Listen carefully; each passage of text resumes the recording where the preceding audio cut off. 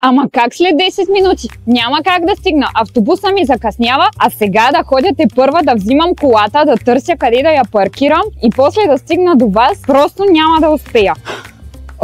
Какво да правя сега? Какво? Взимаш колело на Топ Мобилити, много бързо и удобно, че дори няма да чакаш задръствания, много по-лесно ще го паркираш, а и ще се раздвижиш. То сега да карам колело и ще ми е много трудно по Ваира, а и ще се изпотя. Глупости. Ела сега да ти покажа.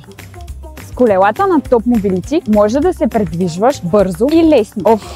То така или иначе закъснявам, така че защо да не пробвам? Гледай сега. Отключваш го, оставяш си багажа тук и може да потеглиш. С колелата на Топ Мобилити лесно, бързо и удобно може да вземете велосипед и да го карате.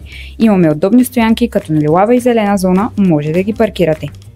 И имаме 5 минути безплатни всеки ден. Явно с Топ Мобилити и невъзможното е възможно. Пробвай и ти!